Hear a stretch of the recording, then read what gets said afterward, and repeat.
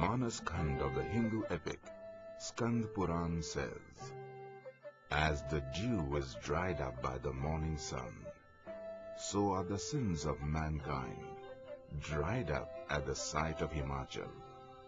Kumaon Mandal Vikas Nigam, the tourism agency of the Uttarakhand government, with its treks and tours, has realized the dreams of many who long to discover these far-off spiritual places traversed by kings and saints in history. The Adi-Kailash Om Parvat tour is a package of 19 days starting from Delhi. From Delhi, one comes till Kathgodam by train. After resting in the KMVN rest house next to the railway station, one proceeds for Jageshwar, a 7th and 8th century temple is considered to be one of the 12 Jyotirlings in the Tankara mountains. Adi Shankaracharya is said to have visited this place, as can be verified in Sankara Digvijay of Anandgiri. The KMVN guest house is just next to the temple.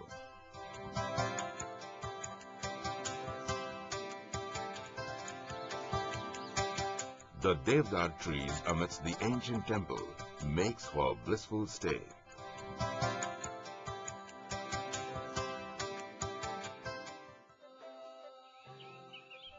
The 330-kilometer journey is covered by road, and we reach Gangoli Hut. Here, there is the Mahakali temple. This entire central Himalayan belt has every rock dedicated to some deity, which forms a confluence of great spirituality.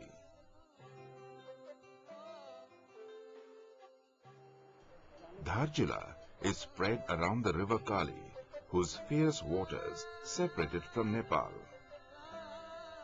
Dharchula is the base camp, so there are special arrangements by KMVN for trekking, providing rucksacks, sticks, water bottles and porters for a comfortable journey ahead.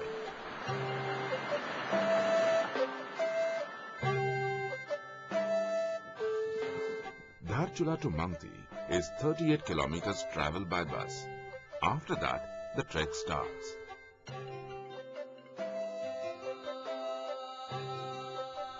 A number of waterfalls on the side of the gushing waters of the Kali makes the trek an experience of a lifetime.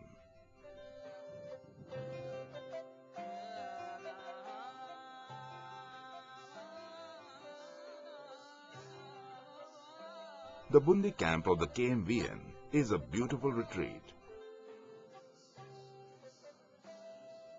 The clean beds and the homemade sattvic food turn out to be a great stress buster.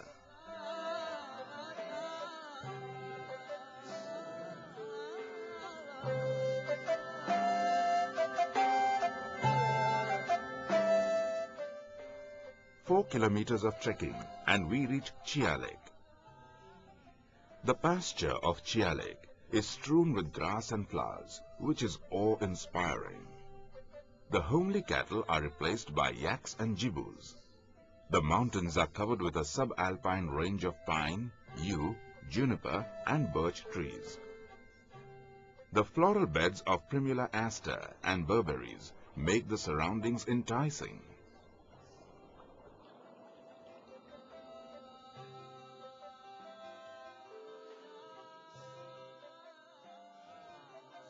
After a trek of 6 kilometers, one reaches Garbiang, the first village of the Upper Bians Valley, at a height of 10,320 feet.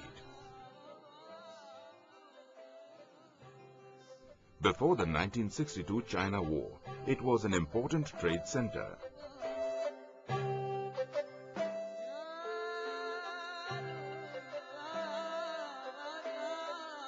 Another 7-kilometer trek, one reaches Gunji. The Kali here is no longer intimidating, but a serene beauty. The KMVN has dormitories as well as huts here at a height of 3,500 meters.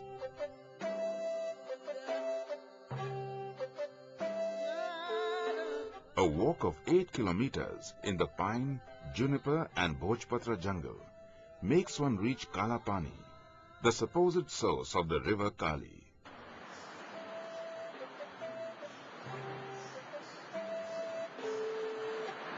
Legend has it that this cave in this mountain has sheltered Rishi Vyas. The serenity of the place must have inspired his timeless writings. The bark of the Bhojpatra tree must have provided ample paper for the Purans and the Mahabharata in those ancient times. The saint had said that Himachal is the giver of 4 gifts: Dharma, religion; Arth, knowledge; Kama, pleasure; and Moksha, salvation. Finally, one reaches Nabidang after a walk of 9 kilometers in the gradual stretch of the high-altitude desert. The route is inhabited by musk deer and monal. This is the last camp to Kailash Mansarovar. After this, the pilgrims have to walk 8 kilometers to Lipulek Pass to enter China.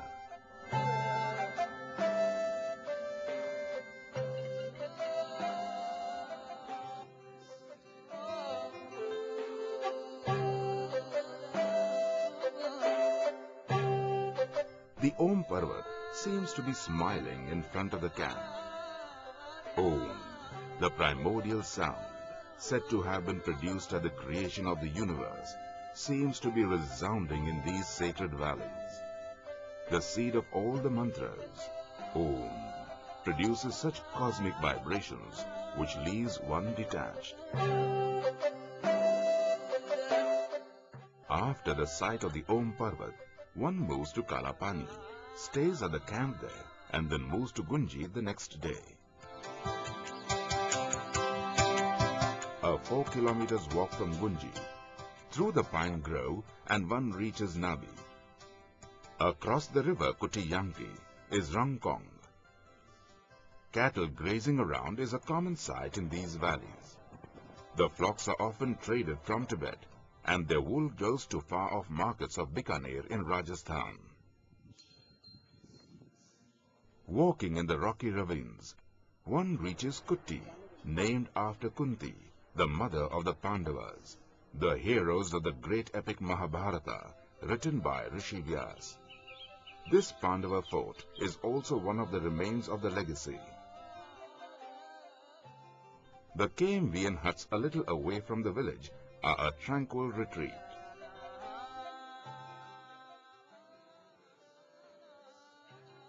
After the fresh food served by the KMVN staff in the morning, one heads towards Adi-Kailash.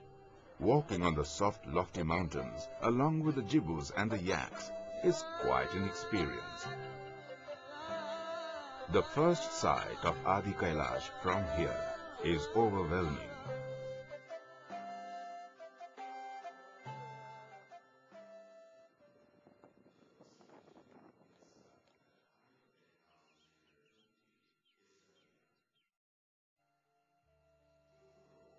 The Pandav Parvat, with their grand stature, wipe out all stress and tiredness. The Parvati Mukut reminds of the spiritual surroundings chosen by the gods for their abode. The KMVN camp is a little way off. Their colorful huts are a nice contrast to the barren surroundings. Where it takes 5 days for salt to reach, the services provided by them are remarkable.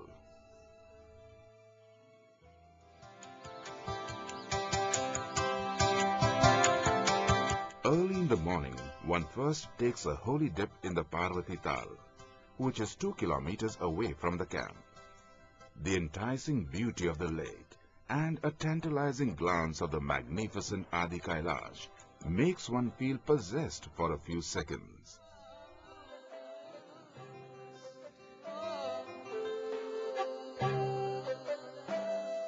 Day 13 is spent trekking to Kutti. Day 14 to Gunji.